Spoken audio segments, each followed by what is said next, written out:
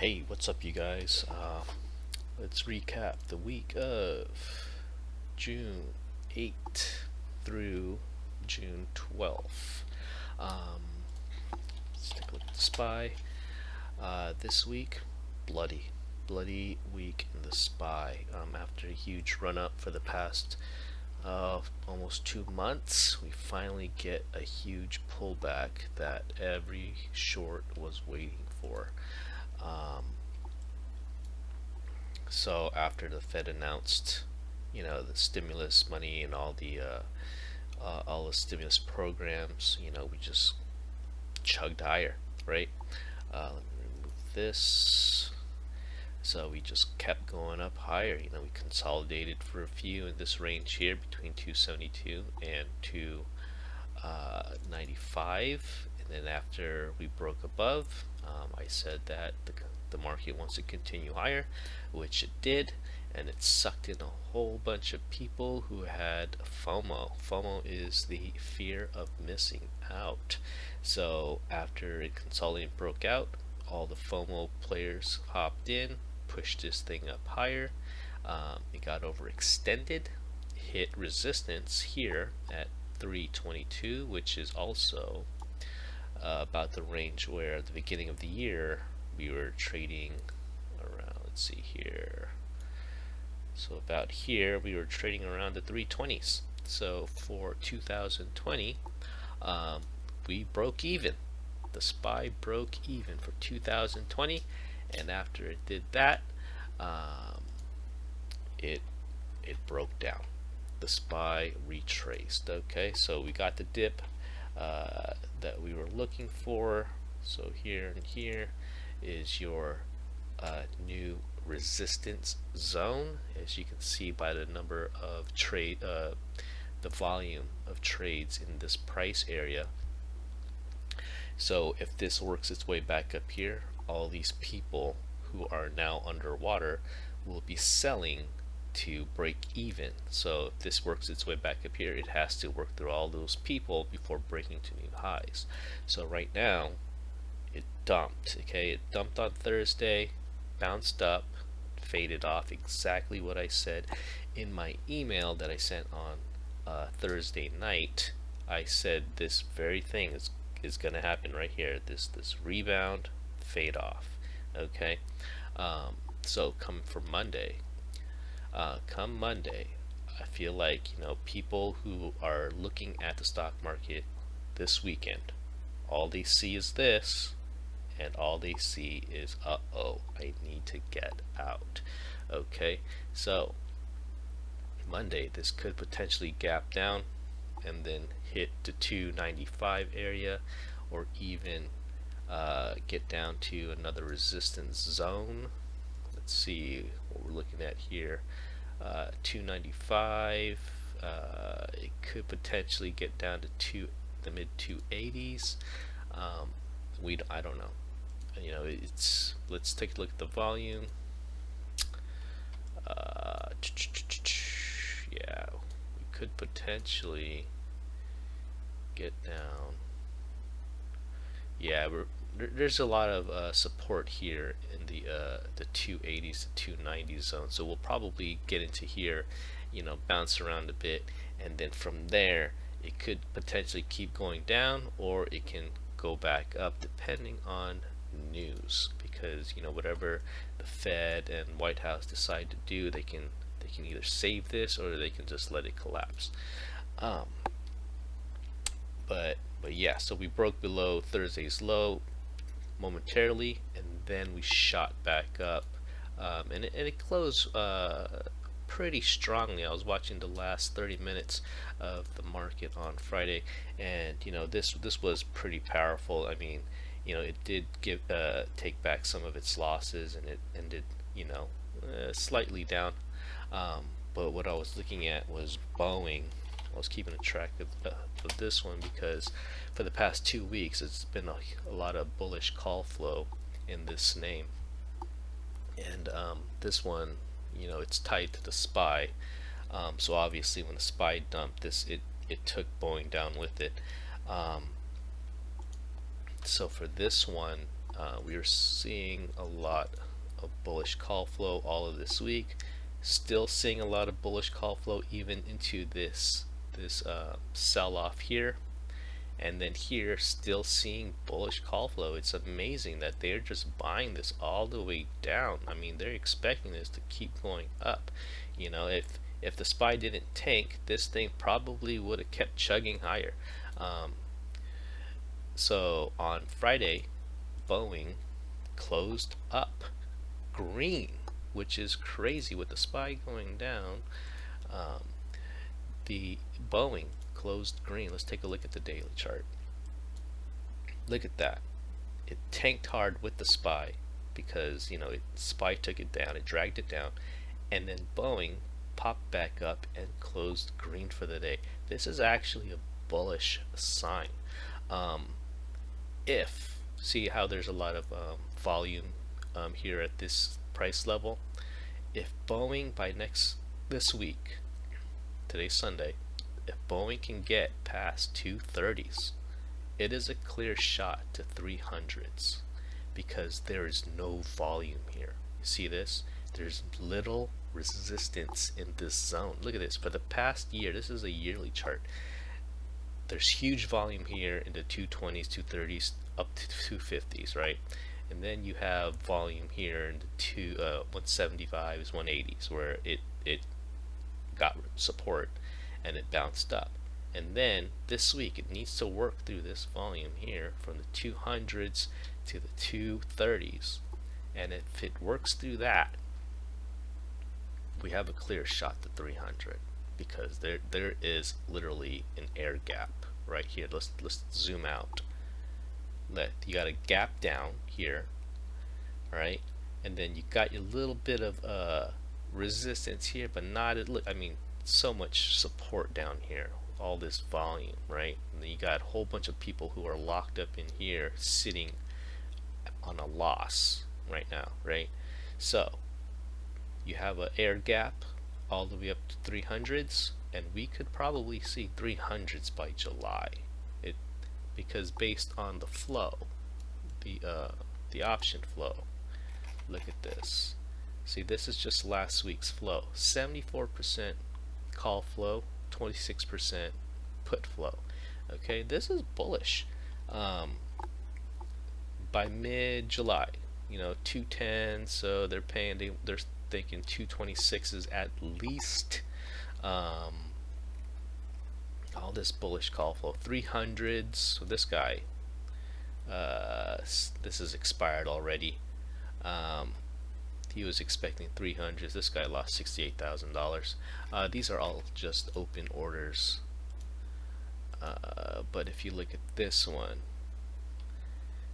the big bucks, the 2.5, 1.5 million, look at all these $1 million bets. Yeah, they're 619, 240s, $1.3 million. You think someone's going to try to lose $1.3 million? I don't think so.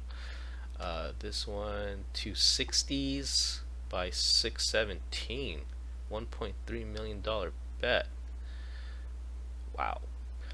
This one, mid-July. This one's looking at 281, $1.5 million bet. So by July, Boeing's going to be at 275 probably by July. But this one, $1 million bets, 160, so over 190. This one's 190. This one's 273 by September. Look at this. They're throwing down millions of dollars saying Boeing's going higher. I don't see any, this week, I don't see any large puts being placed on Boeing. So it's a $900,000 one. This one, this thing is going up to 180-ish, 170. Yeah, 170-ish, 180-ish. But mostly, look at this. Look at this. All up in here. Look at this. All mostly bullish. Look at that. See? This is where the smart money's playing their money. They're saying Boeing's going higher, you guys. Even with the market tanking, on Thursday. They're betting on Boeing. Betting on Boeing going higher. So this here closed pretty strong. It's a green day. Got dragged down by the SPY. If the SPY does in fact gap down on Monday and goes lower, it will drag Boeing down with it. So Boeing will get into support area. You know, it'll have to retest probably the low 60s. But since it did close strongly and the SPY closed, you know, relatively, you know, flat, not flat, but you know, it closed up from its previous close, see, but it gapped up and came down, but in reality it actually closed higher. So there's a potential for Boeing to actually hang out even if the SPY gaps down. Since this buying was so strong, they could in fact support it in this area here at 180s. You know, it could support 180s, and then since it's so strong, it could hit 200s, 210s. You won't get any resistance until about 205s, and then, you know, later in the week it'll probably test 230s, and then after that, breakout, clear shot all the way to 300. So that's the plan for Boeing. We want to see it hold Monday on a big down day. If it holds on a big down day, that's strength, and people are going to see that and they're going to bid this thing back up.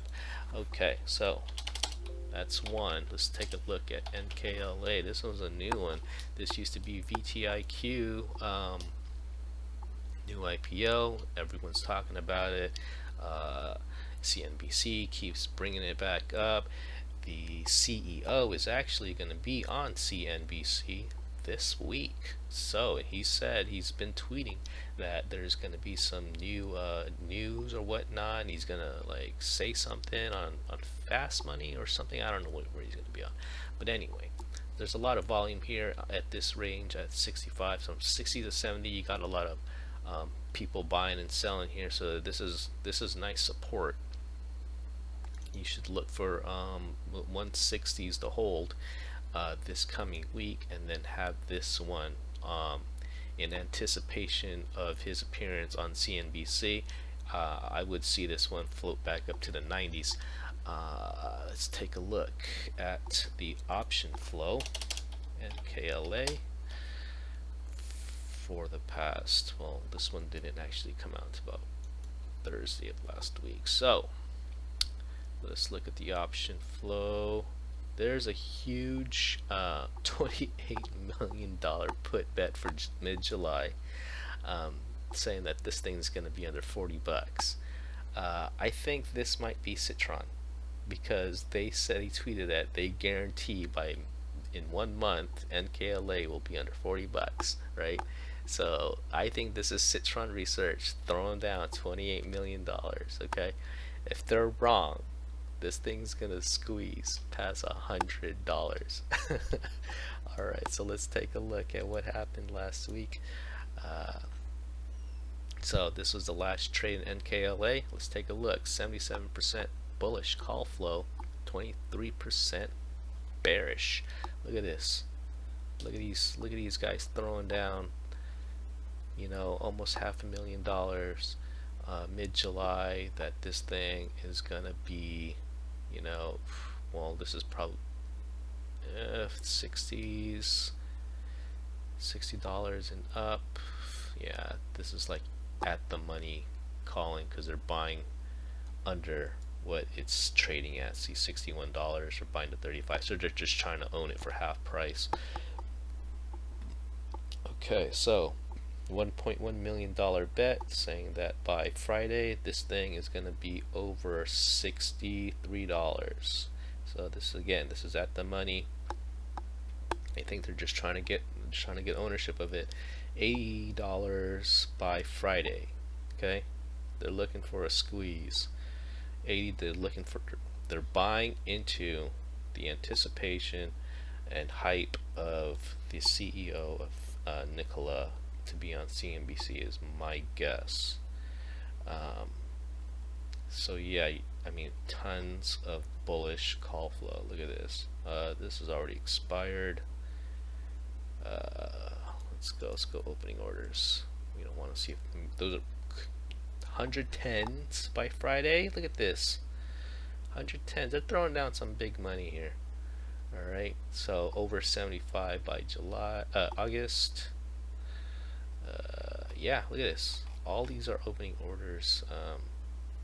This guy, Citron. Let's see. I mean, you're only seeing a few puts, but everything is bullish. Look at this. Look at this. By July, oh, these guys are getting at the money. But yeah, I mean, this is probably gonna go up before it goes down, is my guess. So looking at the chart, you're seeing support. They're buying calls all up in here. Citron Research. What time was that when they did that? Let's see. They placed this 6-9 toward the end of the day. So this is 6-9 toward the end of the day. So they placed this trade around here, right here. So they saw this, like, okay, this thing's dumping, and so they put on their put order. But you know, it came down. Even with the SPY tanking on Thursday, this thing held up, right? So people are buying this. They're excited about this thing. Even Tesla early on, everyone was trying to short it, and then that thing just squeezed everybody. And then, you know, 10 years later, things trading in the thousands, right? So same thing with this, right? It could be a cult stock. Welcome any shorts into it, and this thing will just squeeze them all the way past 110. You know, if it works through this $80 range supply right here and gets to the highs, this thing, blue sky breakout. You know, there's no resistance above that price level, so this thing could potentially squeeze up higher. Let's see. Yeah. So if this thing works its way up to about 80s this week, in anticipation of the CEO being on CNBC, breaks above 100, oh my gosh, this thing could probably go 140, 150. It would be so insane. Alright, so that's pretty much it for this week. Looking at the SPY again, you know, I mean, if you were to see the market this weekend, you would think that this thing is going to come down, you know, but there are some names that are catching bids. You know, it could go up, because I've seen in this market, it does a W, it goes right back up. It's so ridiculous. Let's take a look at the futures. What do the futures look like right now? Okay, so gap down, holding. It held the 2970s. All right, let's see. I mean, we'll see in the morning if this continues to drift lower, or if this thing retraces back up here. If it goes back up, SPY's going higher, right? If this comes back down, we're gonna have a nice gap down into probably the 2900s. There's a lot of supply here, so you're gonna get a lot of support in this area. I think if it does gap down, you're gonna get a lot of support, and then another move higher. Okay, that's my thesis. We come down, it holds this week, and then goes right back up. I sent an email on Thursday talking about this, and I said, you know, we might gap down, and then, you know, we'll bounce, and then we'll start to fade and retest these lows. You know, I was thinking about it. You know,